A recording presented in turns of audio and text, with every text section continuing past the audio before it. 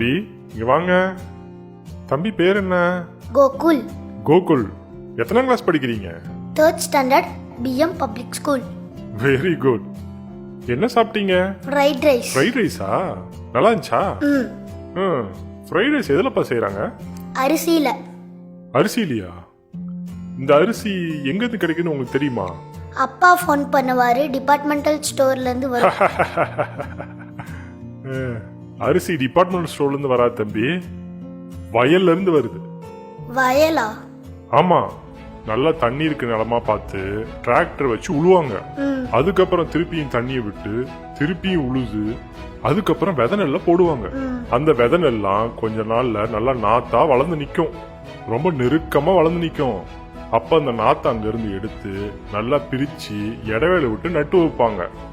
அதுக்கப்புறம் மாசக்கணக்கா வயலுக்கு நல்லா தண்ணியை விட்டு புழு பூச்சி அண்டாம உரத்தெல்லாம் போட்டு கண்ணும் கருத்துமா பாத்துக்கிட்டா நெற்கதிர் நல்லா வளர்ந்து நிக்கும். அதை அறுவடை செஞ்சு நெல்லை தனியாவும் வைக்கோலை தனியாவும் பிரிப்பாங்க. அதுக்கப்புறம் அந்த நெல்லை நல்லா வேக வச்சு வெயில நல்லா காய வச்சு அரைச்சாங்கன்னா அரிசி கிடைக்கும். இந்த அரிசியை தான் பேக் பண்ணி உங்க வீட்டுக்கு பக்கத்துல இருக்குல்ல அந்த டிபார்ட்மெண்ட் ஸ்டோரு மற்ற கடைங்கெல்லாம் அதுக்கெல்லாம் அனுப்புவாங்க.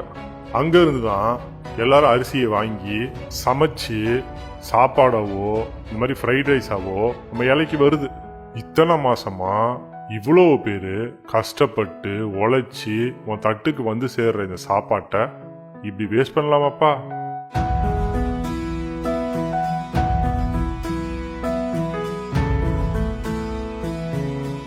சாரி அங்கிள், இனிமேட்டு வேஸ்ட் பண்ண மாட்டேன்.